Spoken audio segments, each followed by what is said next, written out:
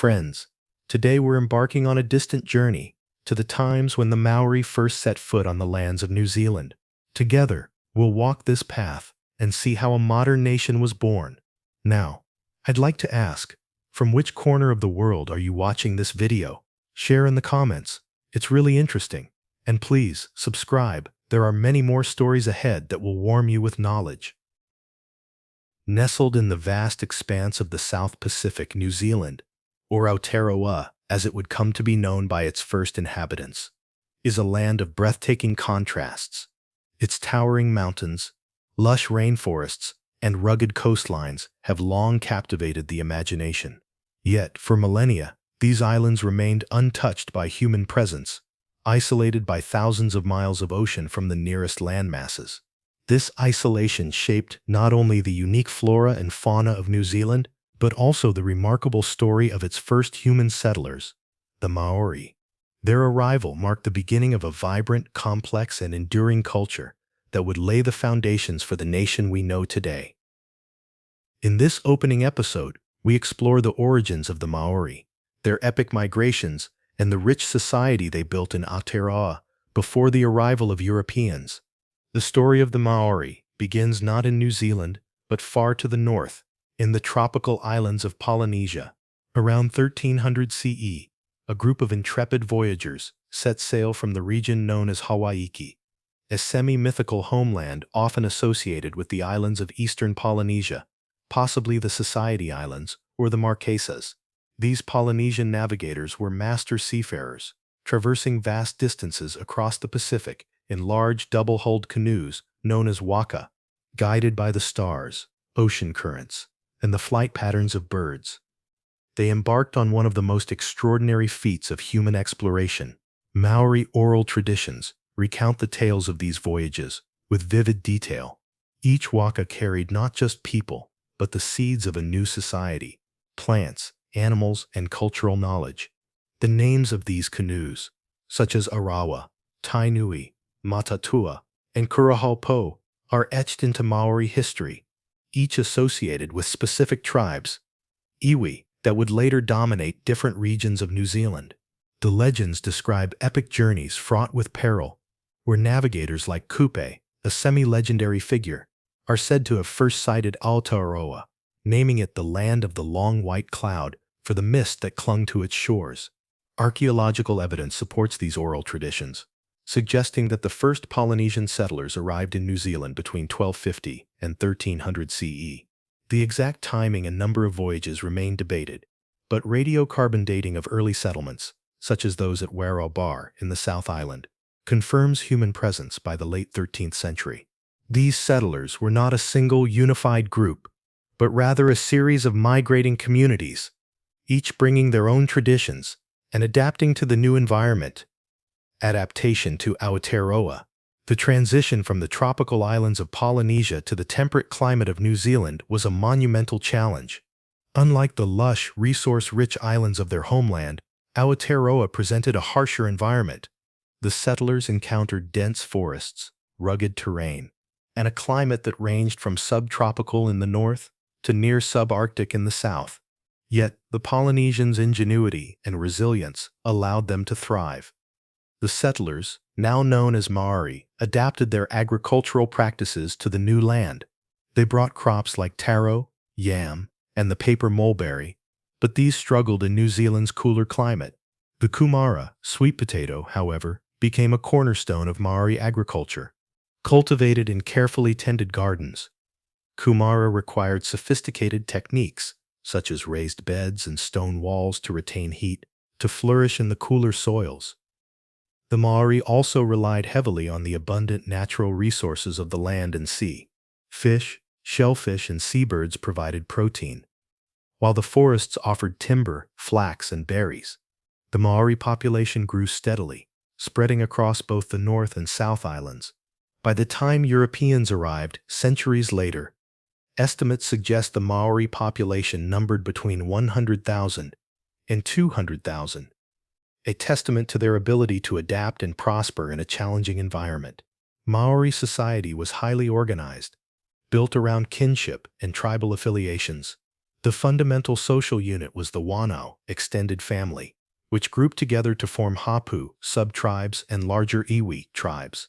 Each Iwayal claimed descent from a common ancestor, often tied to one of the legendary Waka. Leadership was typically held by Rangatira, chiefs, whose authority derived from their lineage, wisdom, and ability to lead in both peace and war. The Ariki, high-ranking chiefs with spiritual and political power, held particular prestige, often serving as unifying figures for entire Iwi. The Maori valued mana, a concept encompassing authority, prestige, and spiritual power. A chief's mana could be enhanced through acts of bravery, generosity, or skilled oratory, but it could also be diminished by defeat or shame. This emphasis on mana shaped social interactions, from alliances to conflicts, and underpinned the Maori's complex system of takanga, customs, and protocols. Maori society was not rigidly hierarchical, but it was stratified. Below the Rangatira were commoners, tutua, who formed the backbone of the community through their labor in fishing, farming, and crafting. At the lowest rung were tarakareka, slaves, often prisoners of war, who performed menial tasks but could, in some cases, regain their freedom or integrate into the community over time. The Maori economy was based on a combination of agriculture, fishing, and gathering, supplemented by trade and warfare. In the North Island, where the climate was milder, kumara cultivation thrived, alongside other crops like heu, gourds, and taro. The South Island's colder climate limited agriculture, so Maori there relied more heavily on hunting and fishing. The moa, a giant flightless bird, was a significant food source in the early centuries, but overhunting led to its extinction by around 1500 CE. Other native species, like seals and seabirds, remained vital to the diet. Fishing was central to Maori life, with communities along the coast developing sophisticated techniques. They used nets, traps, and hooks crafted from bone or shell to catch fish, and their knowledge of tides and marine life was extensive. The forest provided timber for canoes and fortifications, as well as harakeke, flax, which was woven into clothing, mats, and ropes. Trade between Hapu and Iwi was common, with goods like punamu, greenstone from the South Island, highly prized for tools, weapons, and ornaments. Punamu was traded across vast distances, often accompanied by elaborate ceremonies that reinforced alliances. Warfare was a fact of life in pre-colonial Maori society, driven by competition for resources, disputes over land, or the pursuit of utu, reciprocity, or revenge. Battles were fought with weapons like the taiaha, a long staff, patu, liu clubs, and mir, a flat, broad club often made of paunamu. Maori fortifications, known as pa, were engineering marvels, hilltop strongholds with terraced defenses, palisades, and ditches designed to repel invaders. While wars could be brutal, they were governed by strict protocols. Victories were often followed by negotiations, and defeated enemies might be absorbed into the victor's community. The pursuit of utu ensured that conflicts were not endless. Restoring balance was a key principle. Maori spirituality was deeply intertwined with the natural world. They believed in a pantheon of gods, such as Tane, god of the forest, Tangaroa, god of the sea, and Rongo, god of cultivated crops, who governed the forces of nature. The concept of tapu, sacredness, and noa, commonness, regulated behavior, ensuring respect for sacred places, objects, or people. Breaching tapu could bring misfortune, requiring rituals to restore balance. Oral tradition was the cornerstone of Maori culture. Stories, songs, waiata, and genealogies, wakapapa, were passed down through generations, preserving history and identity. The haka, a ceremonial dance, was performed to honor guests, mark significant events, or prepare for battle. Its rhythmic chants and vigorous movements expressed the collective strength and spirit of the community. Maori art was equally rich, from intricate wood carvings on meeting houses, wera-nui, to woven flax cloaks adorned with feathers. Tattooing, tamoko, was a sacred practice, with intricate patterns on the face and body signifying rank, lineage, and personal achievements. Life in a Maori village revolved around communal effort. The marae, a central meeting ground, was the heart of the community, where ceremonies, disputes, and celebrations took place. The wera-nui, or meeting house, was a symbol of tribal identity, its carvings telling the story of the iwi's ancestors. Daily tasks were divided by gender and status, though roles were flexible. Men typically hunted, fished, and fought, while women cultivated crops, wove, and cared for children. Storytelling, games, and music filled leisure hours, fostering a sense of unity. The Maori's connection to the land was profound. Each mountain, river, and forest had its own story and spiritual significance. This bond shaped their identity as Tangata Wentu, people of the land, a concept that remains central to Maori culture today. By the time Europeans arrived in the 17th century, the Maori had built a vibrant, self-sufficient society in Aotearoa.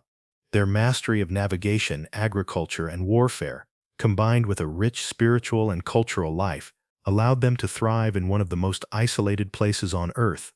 Yet the arrival of outsiders would soon challenge this world, bringing both opportunities and profound changes. In the next episode, we will explore the first encounters with Europeans and the dramatic shifts they ushered in. For centuries, the islands of Aotearoa existed in splendid isolation, home to the Maori and their vibrant, self-sufficient culture, shaped by their Polynesian heritage and the unique environment of New Zealand. The Maori had crafted a world of intricate social structures, rich traditions, and deep ties to the land. But the horizon was about to change. In the 17th century, European explorers, driven by ambition, curiosity, and the quest for new trade routes, began to venture into the Pacific. Their arrival marked the beginning of a new chapter in New Zealand's history, one of contact, exchange, and transformation. This episode explores the first European encounters with Aotearoa, the tentative relationships forged with the Maori, and the profound shifts that followed. The first documented European to sight New Zealand was the Dutch explorer Abel Tasman, who sailed under the auspices of the Dutch East India Company, VOC. In 1642, Tasman was tasked with exploring the southern oceans to find new trade routes and potential territories for Dutch commercial interests. On December 13, 1642, his ships, the Heemskerk and Zeehan, anchored off the northwest coast of the South Island, near what is now Golden Bay. Tasman's encounter with the Maori was brief and fraught with misunderstanding. The Maori, observing the strange vessels from their waka canoes, approached cautiously. According to Maori oral traditions, the newcomers were perceived as potential threats or supernatural beings, their ships unlike anything seen before. Tasman, unfamiliar with Maori customs, misinterpreted their actions. When a Maori war canoe approached, a confrontation erupted. The Maori blew a putaatara, conch shell trumpet, possibly as a challenge or greeting. But Tasman's crew responded with trumpets of their own, escalating tensions. In the ensuing clash, 4 of Tasman's men were killed, and the Dutch fired upon the Maori, resulting in an unknown number of casualties. Disheartened, Tasman named the site Murderer's Bay, now Golden Bay, and sailed away without setting foot on land. He named the newfound territory Staten Land, believing it might be connected to a southern continent. Tasman's brief encounter left little lasting impact, but it marked the first recorded contact between Europeans and the Maori. The Dutch, focused on their Asian trade networks, showed little interest in further exploration, and New Zealand faded from European attention for over a century. The next significant European arrival came in 1769, when British explorer Captain James Cook, aboard the Endeavour, reached New Zealand's shores. Cook's voyage was part of a broader British effort to explore the Pacific, driven by scientific curiosity and imperial ambition.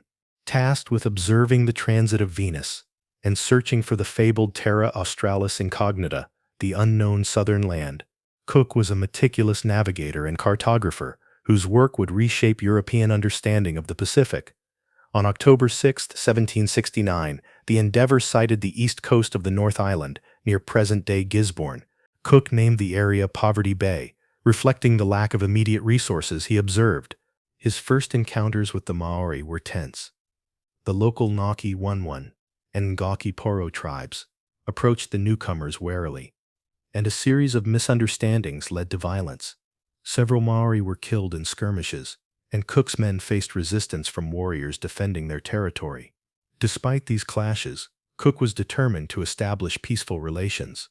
Unlike Tasman, Cook spent months exploring New Zealand, circumnavigating both the North and South Islands.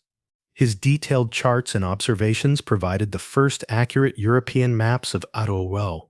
Cook also made efforts to engage with the Maori, offering gifts such as cloth, nails, and beads. His interpreter, Tupaia, a Polynesian priest from Raiatea, played a crucial role. Tupaia's knowledge of Polynesian languages allowed him to communicate with the Maori, whose language shared roots with other Polynesian dialects. Through Tupaia, Cook learned of Maori customs, navigation techniques, and the name Aotearoa, meaning land of the long white cloud. Cook's 3 voyages to New Zealand, 1573 and 1770, laid the groundwork for future European interest. His reports described a fertile land with abundant timber, fish, and flax, sparking curiosity among traders and settlers. However, Cook's interactions with the Maori were not without conflict. His crew's demands for food and resources sometimes strained relations, and cultural misunderstandings persisted. Yet Cook's respect for Maori resilience and ingenuity left a lasting impression in his journals, which would influence European perceptions of New Zealand. Following Cook's voyages, European interest in New Zealand grew, though permanent settlement was still decades away. The first sustained European presence came in the form of missionaries, who arrived in the early 19th century. The Church Missionary Society, CMS, an Anglican organization, established New Zealand's first mission station at Rangihua in the Bay of Islands in 1814, led by Samuel Marsden. Marsden, a chaplain from New South Wales, saw New Zealand as a fertile ground for spreading Christianity. The Maori, curious about European goods and knowledge, welcomed the missionaries cautiously. The mission introduced literacy, teaching Maori to read and write in their own language. The missionaries translated religious texts, creating a written form of the Maori language using the Latin alphabet. This was a transformative development, as Maori oral traditions had previously relied on memory and recitation. However, missionary efforts faced challenges. Many Maori were skeptical of Christian teachings, which clashed with their spiritual beliefs centered on tapu, sacredness, and ancestral gods. Missionaries also struggled to adapt to Maori customs, and their early efforts to convert the Maori met with limited success. Over time, however, some Maori embraced Christianity, blending it with their own beliefs, creating a unique syncretic faith. The arrival of Europeans introduced new goods and technologies to Maori society, fundamentally altering their way of life. Traders, whalers, and sealers began visiting New Zealand's coasts in the late 18th and early 19th centuries. Drawn by the region's resources, whaling stations sprang up in places like the Bay of Islands and Foveaux Strait, where European crews hunted sperm whales and seals for oil and pelts. These stations became hubs of cross-cultural exchange, with Maori supplying food, labor, and flax in return for European goods. The most significant trade item was the musket. Introduced in the early 1800s, muskets revolutionized Maori warfare, leading to a period known as the Musket Wars. Tribes with access to firearms gained a decisive advantage over those without, sparking intense conflicts as iwi and hapu sought to control trade routes and resources. The northern Apuhi tribe, under leaders like Hongi Hika, were among the first to acquire muskets, using them to devastating effect against rival tribes. The Musket Wars reshaped tribal boundaries, displaced populations, and resulted in thousands of deaths, with estimates ranging from 20,000 to 40,000 casualties. Trade also brought economic opportunities. Maori became adept at supplying European ships with pork, potatoes, and flax, which was highly valued for its use in ropes and sails. In return, they acquired metal tools, clothing, and other goods that enhanced their daily lives. Some Maori traveled abroad, visiting Australia and even Europe, where they observed Western societies and brought back new ideas. The Musket Wars were a defining feature of early Maori-European contact, illustrating both the opportunities and disruptions brought by European technology. Hika, Inombi Hika, a Nangapuhi chief, was a central figure in this period. After visiting England in 1820, where he met King George IV and secured muskets, Hongi launched a series of campaigns against rival tribes. His raids devastated communities across the North Island, from the Bay of Plenty to Taranaki. The wars were not solely about muskets. They were rooted in existing rivalries and the pursuit of utu, reciprocity. However, firearms amplified the scale of destruction.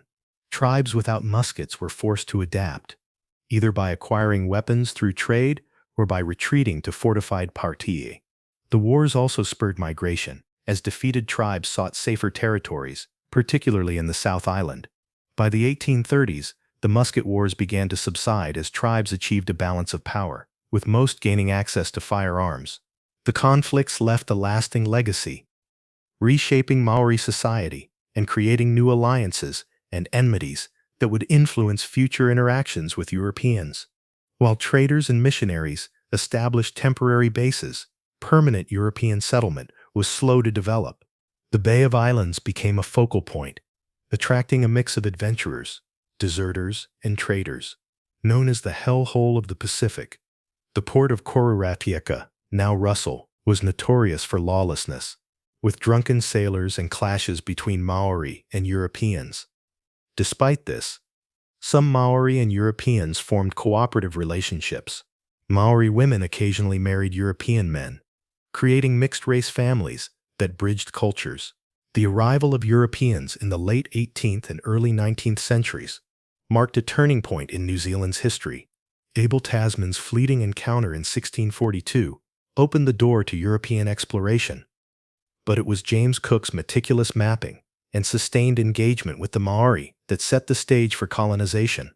The introduction of muskets, trade goods, and missionary influence transformed Maori society, leading to the Musket Wars and the beginnings of European settlement.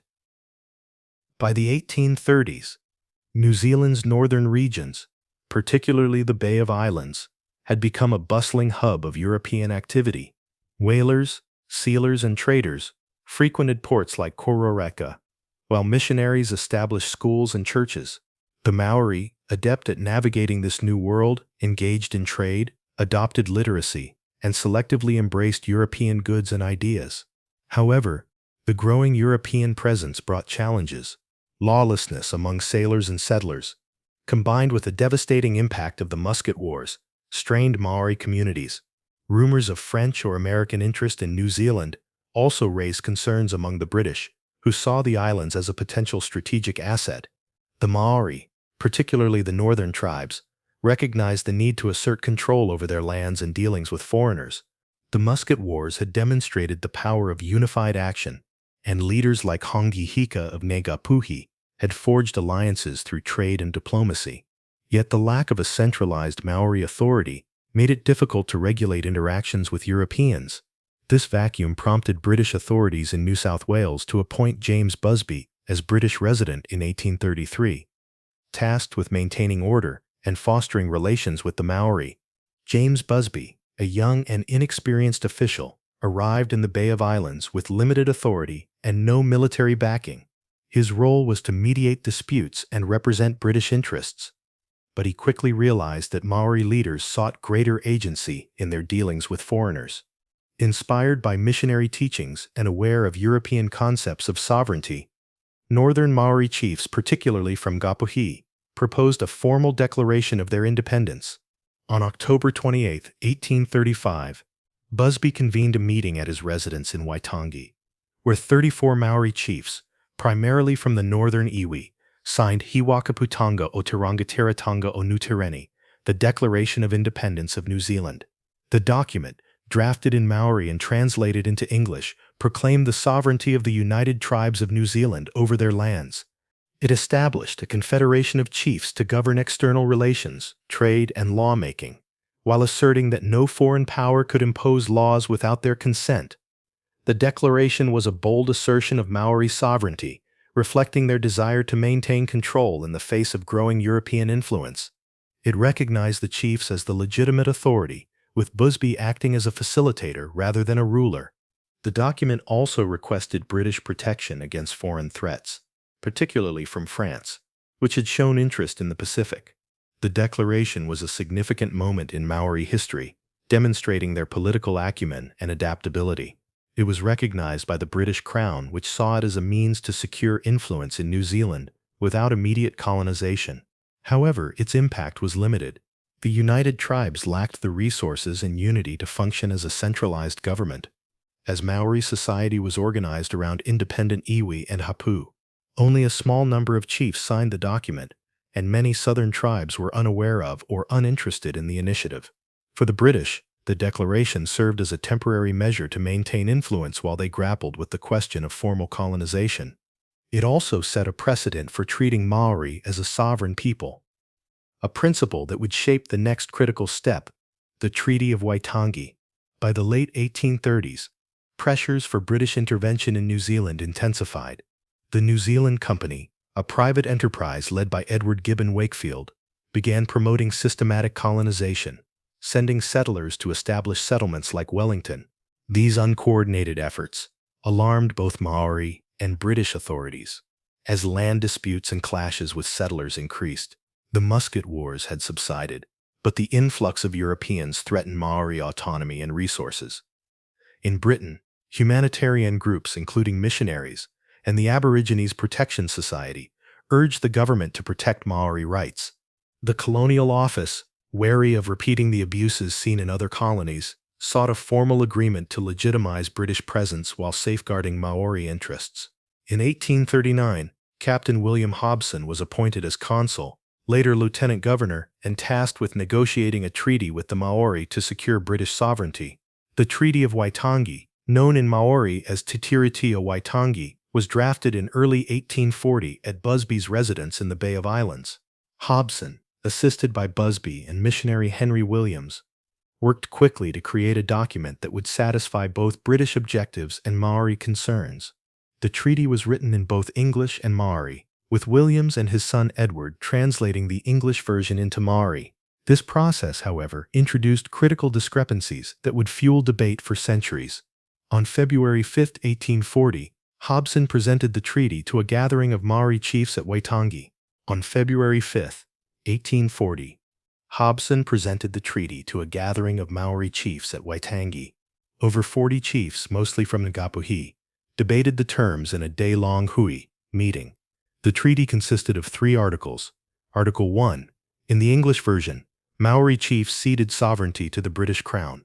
The Maori version used the term Kawanatanga, governorship, implying a more limited transfer of authority, allowing Maori to retain Rangatiratanga, chieftainship over their lands and affairs. Article 2. Maori were guaranteed possession of their lands, forests, fisheries, and other taonga treasures, with the Crown given the exclusive right to purchase land. The Maori version emphasized Tino Rangatiratanga, full authority, suggesting greater autonomy. Article 3. Maori were granted the rights and protections of British subjects. The debate at Waitangi was intense. Some chiefs, like Hone Heke of Ngāpuhi, expressed skepticism, fearing loss of authority. Others, influenced by missionaries who assured them the treaty would protect their rights, supported it. On February 6, 1840, 43 chiefs signed the Maori version of the treaty, marking the beginning of a nationwide process. Over the next 7 months, Hobson and his agents traveled across New Zealand, securing signatures from over 500 chiefs at various locations, including Waikato, Taranaki, and the South Island. However, not all chiefs signed, and some tribes, such as Tuho, never engaged with the process. The Treaty of Waitangi was a landmark document, but its dual versions created immediate and lasting tensions. The English version suggested a complete cession of sovereignty, aligning with British colonial goals. The Maori version, however, implied a partnership where the Crown would govern alongside Maori chiefs, who retained authority over their lands and people. The use of Kawanatanga versus sovereignty and the emphasis on Tino Rangatiratanga in the Maori text led to fundamentally different understandings. Missionaries played a key role in persuading Maori to sign, often presenting the treaty as a protective measure against lawless settlers and foreign powers. However, the rushed translation and lack of legal expertise among Maori leaders meant that many signed without fully grasping the implications. The treaty's ambiguities would become a source of conflict, as Maori and the Crown interpreted their obligations differently. The signing of the Treaty of Waitangi on February 6, 1840, is often regarded as New Zealand's founding moment. It paved the way for the formal establishment of British governance, with Hobson proclaiming sovereignty over the North Island by treaty and the South Island by discovery. A claim later disputed. New Zealand was declared a dependency of New South Wales, and Hobson established Auckland as the capital in 1840 for the Maori. The treaty initially offered hope of a balanced relationship with the British.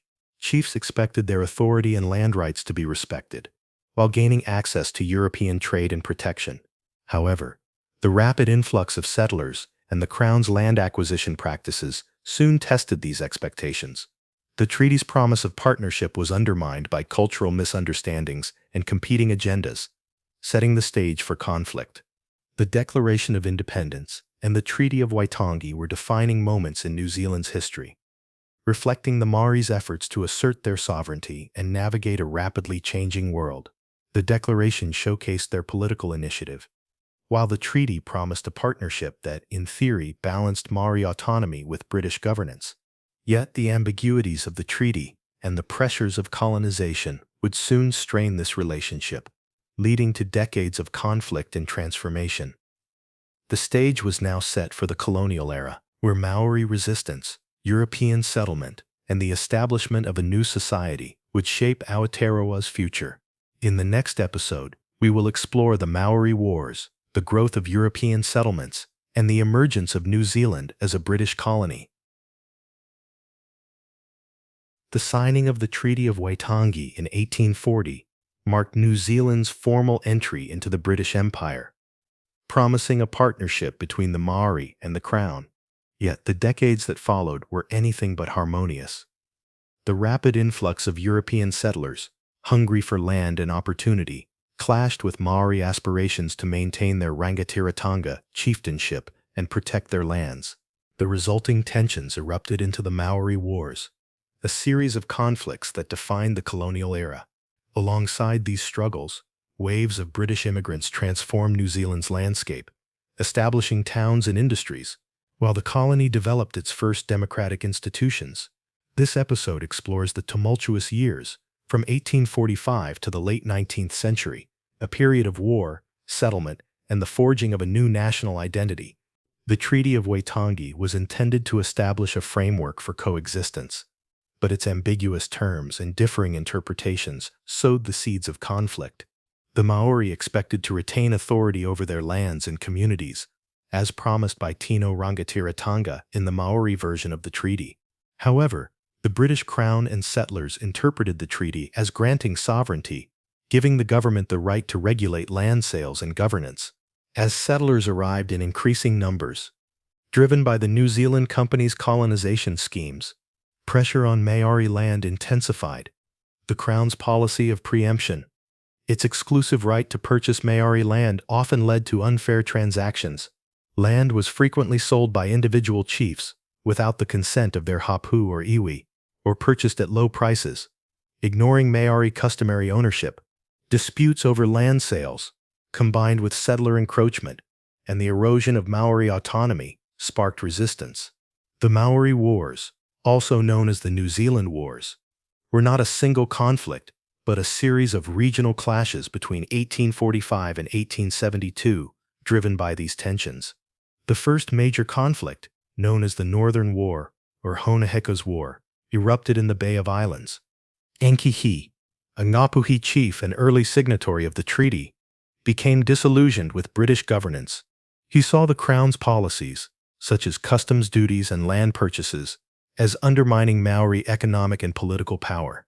In a symbolic act of defiance, Henke cut down the British flagstaff at Kororalika, Russell, 4 times between 1844 and 1845, signaling his rejection of British authority. Heek, supported by his ally Kawiti, led a campaign against British forces and their Maori allies, including Tamati Wakanini, a rival Ngāpuhi chief who supported the Crown. The war saw battles at Pukatutu, Ohiawai, and Ruapekapeka, where Maori Pa fortifications proved formidable against British artillery. The Maori used guerrilla tactics, leveraging their knowledge of the terrain, while their Pa designs, with trenches and palisades, frustrated British assaults. The war ended in 1846 with no clear victor. Hickey and Kuwaiti negotiated peace, retaining their mana, while the British avoided further escalation in the north. Tensions shifted to the Wellington region, where the New Zealand Company's aggressive land purchases in the Hutt Valley sparked conflict with Ngati Toa, led by Te Rangi Hayata and Te Raupahata. Maori resisted settler encroachment, leading to skirmishes in 1846. The British, under Governor George Grey, responded with force, capturing Te Rauparaha and suppressing resistance. In Wanganui, disputes over land sales led to further clashes in 1847, with Maori defending their rights against settler expansion. Grey's decisive tactics, including the use of military force and divide-and-rule strategies, weakened Maori resistance in these regions.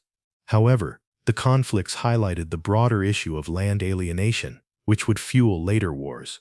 The First Taranaki War, 1860–1861, was triggered by a disputed land sale at Waitara. The Maori leader Wairamu Kingi opposed the sale, arguing that the land belonged to his hapu and had not been collectively agreed upon. When the government proceeded, Maori built a pa at Te Kohia, leading to open conflict. The war saw intense fighting, with Maori forces, led by Kingi and others, holding their own against British troops. A truce in 1861 paused the fighting, but underlying issues remained unresolved. The Second Taranaki War, 1863–1866, erupted when the government confiscated Maori land as punishment for resistance.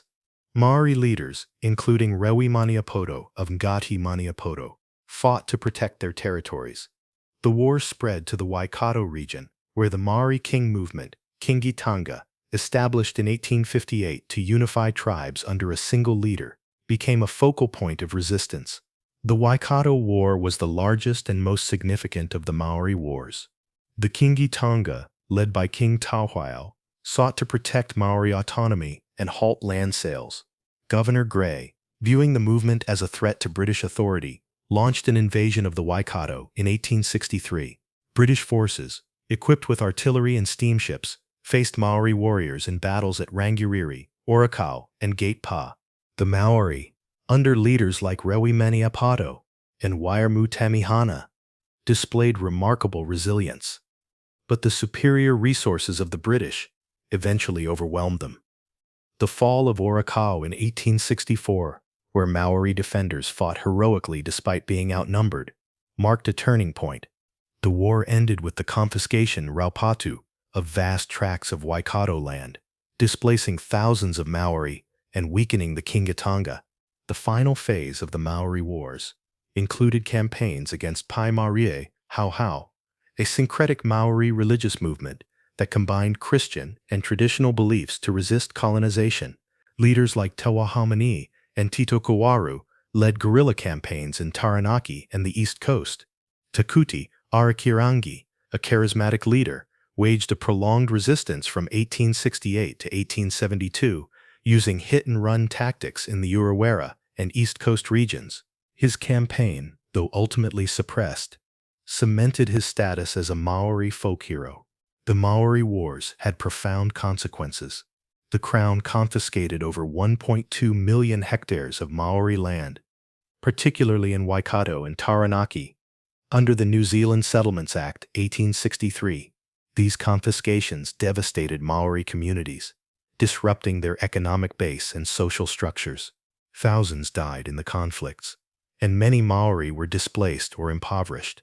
Despite their losses, Maori resistance preserved their cultural identity and forced the British to recognize their resilience. Leaders like Hone Heke, Takuti, and Rewi Maniapoto became symbols of Maori defiance, while the Kingitanga survived as a unifying force. The wars also exposed the limitations of British military power, as Maori Pa and tactics repeatedly frustrated colonial forces. The Maori Wars coincided with a surge in European immigration, driven by the promise of land and opportunity. The New Zealand Company, despite its controversial land dealings, established settlements at Wellington, Nelson, and New Plymouth in the 1840s. After the Treaty of Waitangi, the British Crown encouraged further immigration, particularly from Britain, to solidify its control and develop the colony. The 1850s and 1860s saw a dramatic increase in settlers, fueled by the discovery of gold in Otago in 1861.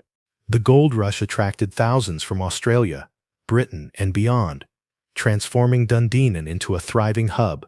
By 1870, the European population surpassed 250,000, outnumbering the Maori, whose population had declined to around 50,000 due to war, disease, and displacement. European settlers established key urban centers that would shape modern New Zealand. Auckland, chosen as the capital in 1841, grew as a commercial and administrative hub. Wellington, with its strategic harbor, became the capital in 1865. Christchurch, founded by the Canterbury Association, attracted settlers seeking a planned Anglican-based community. Dunedin thrived during the gold rush, becoming a cultural and economic powerhouse in the South Island. These towns were built on Maori land, often acquired through questionable purchases or confiscations. Settlers cleared forests for farmland, introduced sheep and cattle, and developed infrastructure like roads and ports. The transformation of the landscape was rapid, but it came at the cost of Maori dispossession and environmental change. The colonial economy was built on agriculture, particularly sheep farming. New Zealand's fertile plains and temperate climate made it ideal for pastoralism, and by the 1870s, wool was the colony's leading export. The introduction of refrigerated shipping in the 1880s revolutionized the economy, enabling exports of meat and dairy to Britain.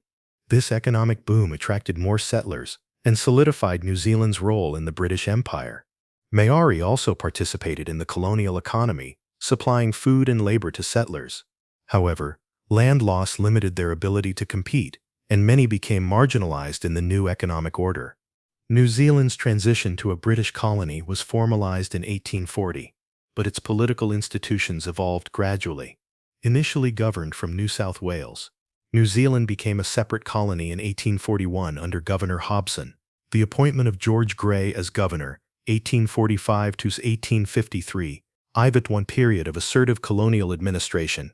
Grey's policies, including land confiscations and military campaigns, aimed to consolidate British control but alienated many Maori. In 1852, the New Zealand Constitution Act established a parliamentary system, with a General Assembly and 6 provincial councils.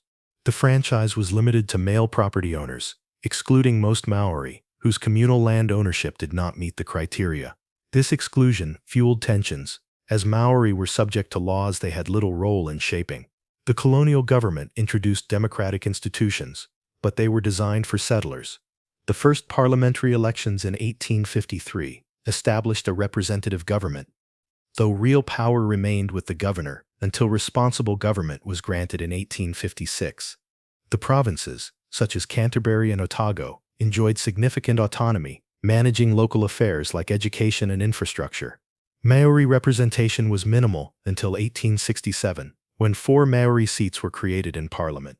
This was a token gesture, as Maori remained underrepresented relative to their population and influence. The Kingitanga and other Maori movements sought alternative forms of governance, challenging the Crown's authority. One of New Zealand's most remarkable achievements during the colonial era was its pioneering role in women's suffrage. In 1893, after a campaign led by Kate Shepherd and the Women's Christian Temperance Union, New Zealand became the first country to grant women the right to vote in national elections. This milestone reflected the colony's progressive streak, driven by a mix of humanitarian ideals and the influence of educated settler women. Maori women also gained the vote, though their participation was limited by social and economic barriers. The colonial era was a time of profound transformation for New Zealand.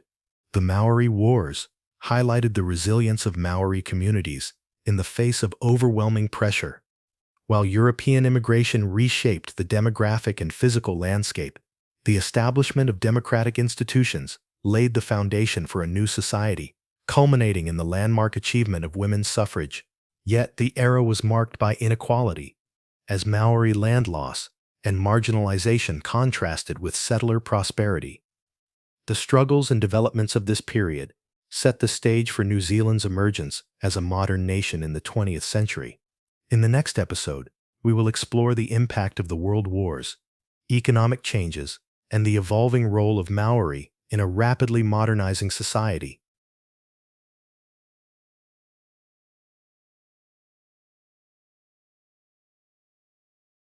As New Zealand entered the 20th century, it stood at a crossroads. The colonial era had forged a society shaped by European settlement and Maori resilience. But the new century brought global challenges and opportunities that would redefine the nation. From the battlefields of Gallipoli to the economic boom of the post-war years, New Zealand's journey through the 20th century was marked by sacrifice, growth, and a quest for identity. The Maori, marginalized by decades of land loss and cultural erosion, began to assert their place in a rapidly modernizing nation. This episode explores New Zealand's role in the World Wars, the economic and social shifts of the interwar period, the impact of the Second World War, and the post-war era that laid the foundations for modern Aotearoa. When Britain declared war on Germany in August 1914, New Zealand, as a loyal dominion of the British Empire, responded swiftly.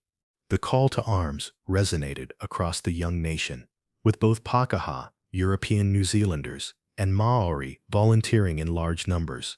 The New Zealand Expeditionary Force, NZEF, was formed, and by the war's end, over 100,000 New Zealanders, roughly 10% of the population, served overseas, an extraordinary commitment for a country of just over 1 million. Maori participation was significant, despite initial government reluctance to allow them to fight abroad due to racial policies.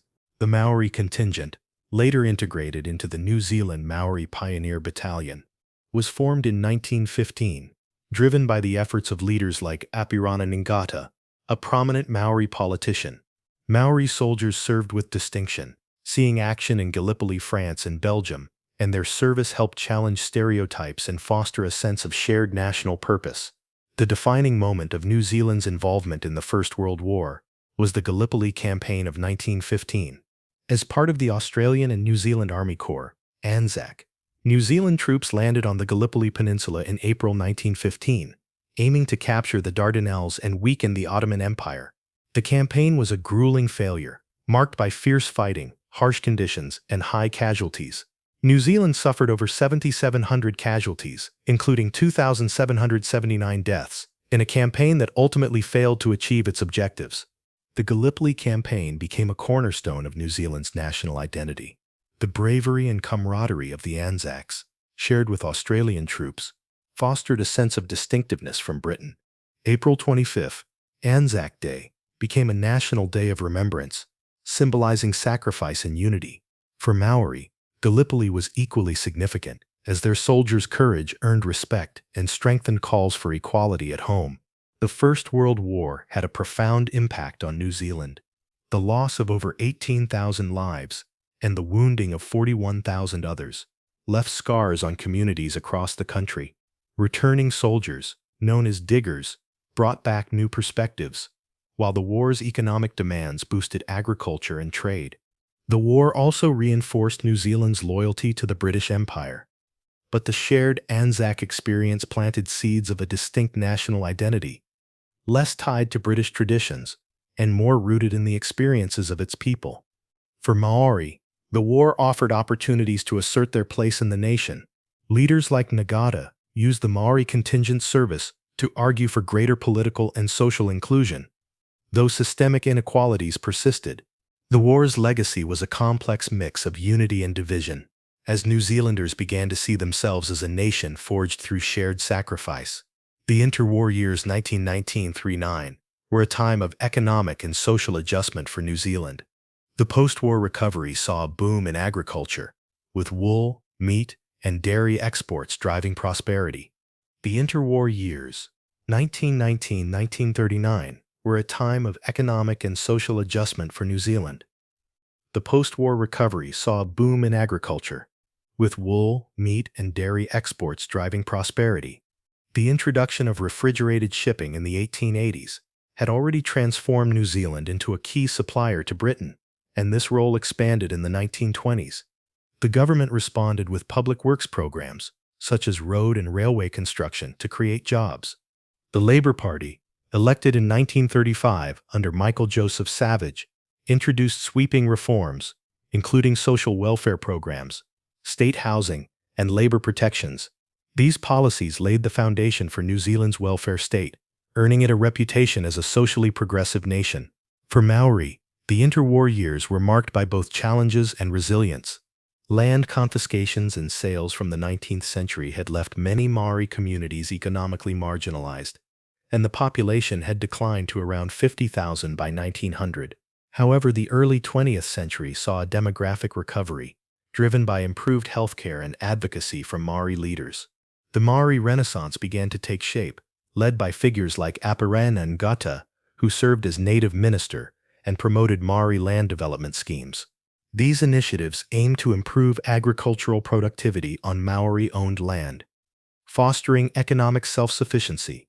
Ngata also championed cultural revitalization, encouraging the preservation of Maori language, arts, and traditions through institutions like the Maori Arts and Crafts School at Rotorua. Urbanization began to transform Maori society. As young Maori moved to cities for work, particularly in Auckland and Wellington, they encountered new opportunities and challenges. Urban life exposed Maori to Pākehā culture, but also led to cultural dislocation and discrimination. The Ratana Church, founded by Tahu Potiki Wairmu Ratana, emerged as a powerful force, blending Christian and Maori spiritual beliefs while advocating for Maori rights and treaty grievances. The interwar period saw New Zealand's political system mature. The Statute of Westminster 1931 offered Dominions greater autonomy, though New Zealand delayed adopting it until 1947, reflecting its strong ties to Britain. Socially, the country grappled with issues of identity and equality. Women, who had won the vote in 1893, continued to push for greater rights. Though full equality remained elusive, the temperance movement and labor unions gained traction, shaping a progressive political culture. When the Second World War broke out in 1939, New Zealand again rallied to support Britain. Over 140,000 New Zealanders served in the war. With the 2nd New Zealand Expeditionary Force, 2NZEF, fighting in Europe, North Africa, and the Pacific. The Maori Battalion, officially formed in 1940, became one of the most celebrated units, earning a reputation for bravery in campaigns in Greece, Crete, North Africa, and Italy. Led by commanders like Charles Bennett and later awarded numerous honors, the battalion's exploits strengthened Maori pride and visibility. New Zealand's strategic position in the Pacific made it a key ally of the United States. After Japan's entry into the war in 1941, American troops were stationed in New Zealand, boosting the economy and introducing new cultural influences from jazz to fast food. The war also saw women take on new roles, working in factories, farms, and support services, further advancing gender equality. The Maori Battalion's performance at battles like El Alamein, 1942, was legendary, though it came at a high cost, with over 1,600 casualties. New Zealand forces also played a critical role in the Pacific, particularly in the Solomon Islands, where they supported Allied efforts against Japanese forces. At home, the government implemented rationing and conscription, while the economy shifted to support the war effort, producing food and supplies for Allied troops. The Second World War elevated New Zealand's international profile. Its contributions strengthened ties with the United States and Australia, while its loyalty to Britain reinforced its place within the Commonwealth. The war's end in 1945 marked a turning point, as New Zealand began to assert greater independence in foreign policy, participating in the formation of the United Nations, and advocating for Pacific security. The post-war decades were a time of prosperity for New Zealand. The global demand for wool, meat, and dairy fueled an economic boom, with full employment and rising living standards. The government expanded the welfare state, introducing universal healthcare, education, and pensions, cementing New Zealand's reputation as a social pioneer. Infrastructure projects, such as hydroelectric dams and highways, modernized the country, while suburbanization transformed cities like Auckland and Christchurch. Immigration diversified New Zealand's population. Alongside British migrants, Pacific Islanders arrived in increasing numbers, drawn by labor shortages. This laid the foundations for a multicultural society, though it also sparked tensions, as some Pakeha resisted the growing diversity. The post-war period saw a dramatic shift in Maori society, driven by rapid urbanization. By the 1960s, over 60% of Maori lived in urban areas, compared to just 20% in 1945. This migration offered economic opportunities, but also led to cultural disconnection, as many Maori left their traditional marae community centers behind. Urban Maori formed organizations like the Maori Women's Welfare League, which advocated for education, health, and cultural preservation. The Maori Renaissance gained momentum, with activists challenging land grievances and treaty violations. The Waitangi Tribunal, established later in 1975, would address these issues, but the post-war years saw the groundwork laid by protests and petitions. Movements like Engatamatoa, Young Warriors, pushed for Maori language revitalization and rights, challenging systemic discrimination. New Zealand's post-war foreign policy reflected its growing confidence. The ANZUS Treaty, 1951, formalized a defense alliance with Australia and the United States, signaling a shift from reliance on Britain. New Zealand also strengthened ties with Pacific nations, playing a leading role in regional organizations like the South Pacific Commission. These relationships positioned New Zealand as a small but influential player on the global stage. The 20th century was a transformative period for New Zealand. The World Wars forged a sense of national identity, rooted in the Anzac spirit and Maori contributions. The interwar years and post-war boom brought economic growth and social progress, while Maori activism laid the foundation for cultural revitalization. By the century's end, New Zealand was no longer just a British dominion, but a nation with a distinct identity, grappling with its colonial past and embracing a multicultural future. In the next episode, we will explore modern New Zealand, from its path to full independence to its emergence as a global advocate for peace, equality, and environmental stewardship. As New Zealand entered the late 20th century, it stood poised to redefine itself. No longer a distant outpost of the British Empire, it was emerging as a confident, independent nation with a unique identity shaped by its Maori heritage, colonial past, and growing multiculturalism. The modern era brought political independence, social reforms, and a renewed focus on Maori rights. While New Zealand carved out a distinctive role on the global stage as a champion of peace and environmental stewardship, the nation's stunning landscapes, from rugged mountains to pristine coasts, became both a cultural touchstone and a global draw. This episode explores New Zealand's journey from dominion to sovereign state, its embrace of diversity, its international influence, and its commitment to preserving its natural heritage. New Zealand's path to full independence was gradual but deliberate. Although granted dominion status in 1907, it remained closely tied to Britain, both politically and culturally. The Statute of Westminster 1931 offered dominions greater autonomy, but New Zealand delayed its adoption until 1947, reflecting its loyalty to the British Crown. The statute's adoption marked a symbolic break, granting New Zealand control over its foreign policy and constitution. Though ties to the Commonwealth remained strong, the transition to full independence was cemented by constitutional reforms. In 1986, the Constitution Act ended the British Parliament's residual authority to legislate for New Zealand, establishing the country as a fully sovereign state. The Governor-General, representing the monarch, became a largely ceremonial role, with real power vested in the elected government. New Zealand's parliamentary system, based on the Westminster model, evolved to reflect its unique context, with a unicameral House of Representatives and a commitment to democratic principles. The modern era saw New Zealand's political landscape mature. The mixed-member proportional MMP electoral system, introduced in 1996, transformed the political process by ensuring greater representation for smaller parties and Maori voices. MMP replaced the first-past-the-post system, fostering coalition governments and a more inclusive democracy. This shift reflected New Zealand's commitment to fairness and diversity, aligning with its progressive reputation. Key leaders shaped modern New Zealand's trajectory. Prime ministers like Norman Kirk championed social justice and Maori rights, while David Lang defined the nation's anti-nuclear stance. Helen Clark, New Zealand's first elected female prime minister, strengthened the country's international reputation and advanced social policies, including civil unions and climate initiatives. Jacinda Ardern gained global acclaim for her empathetic leadership during crises like the Christchurch mock shootings and the COVID-19 pandemic, further elevating New Zealand's progressive image.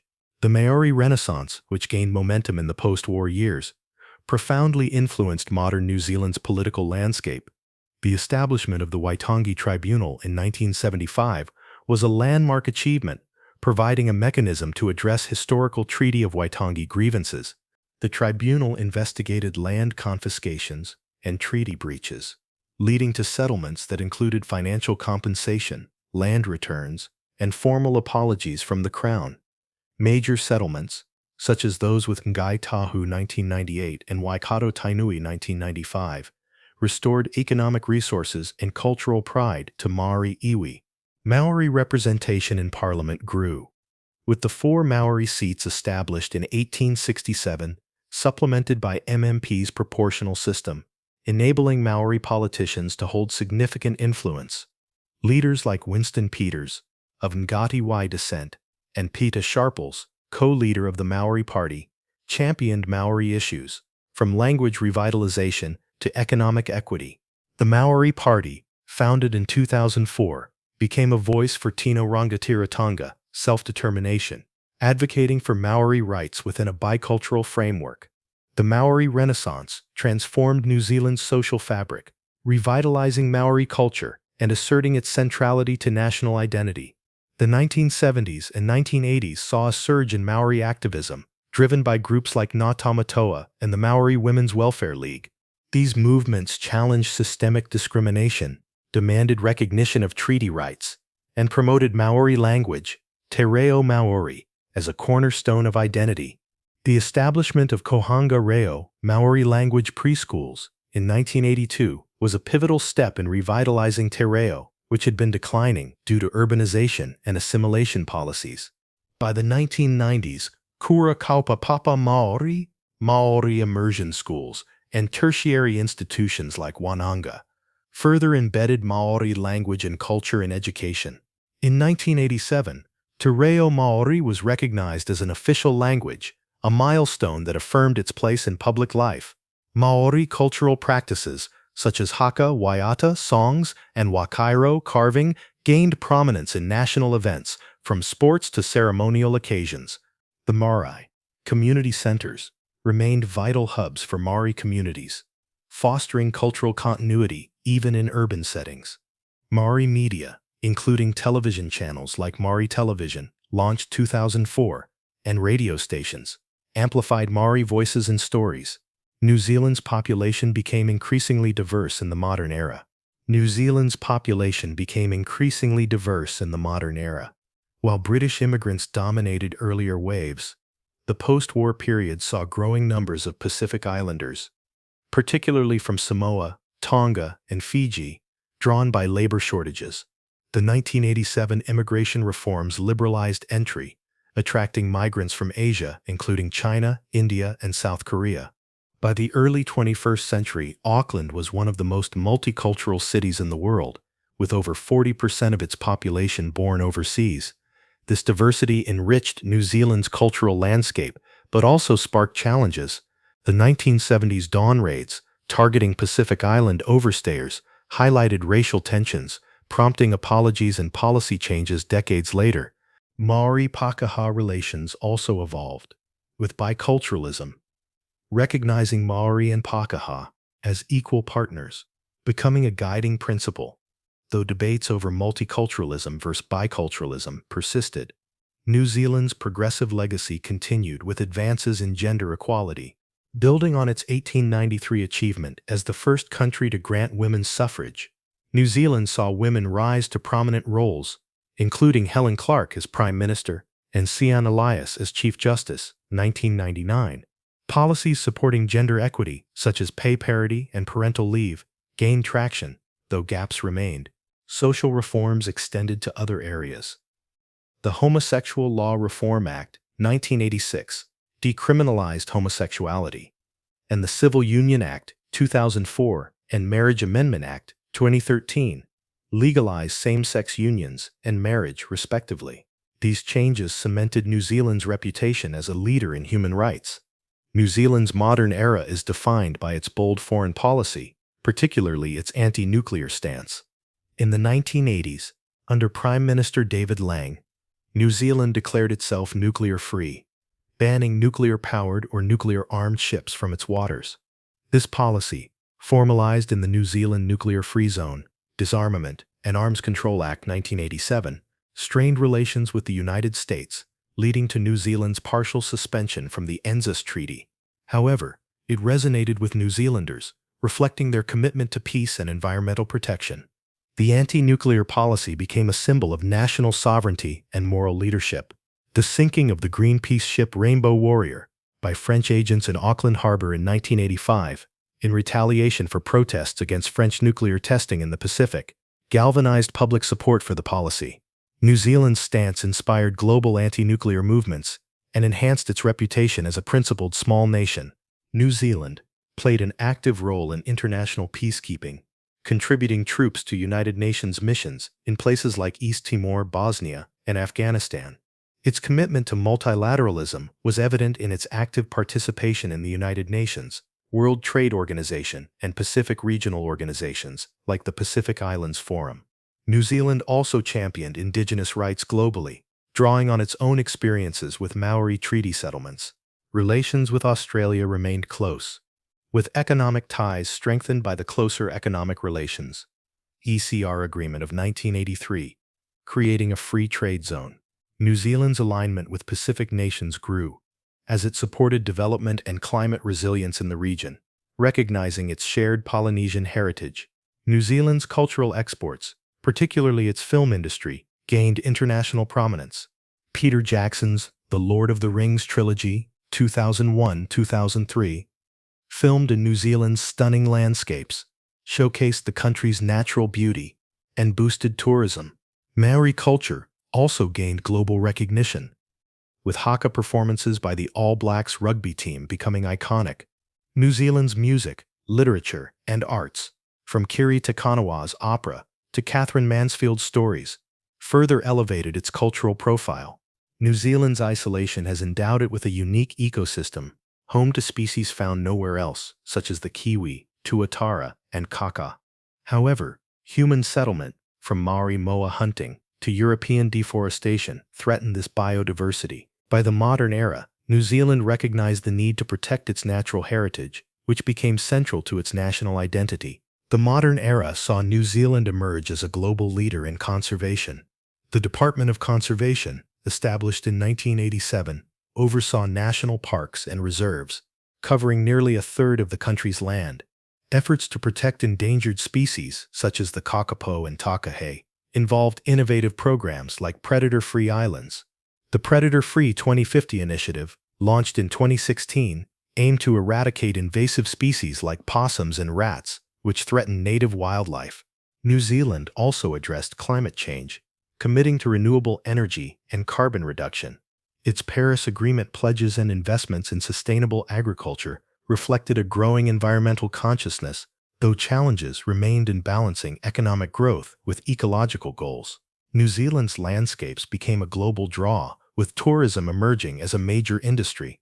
Iconic sites like Fiordland National Park, Tongarova's volcanic peaks, and the Southern Alps attracted millions annually.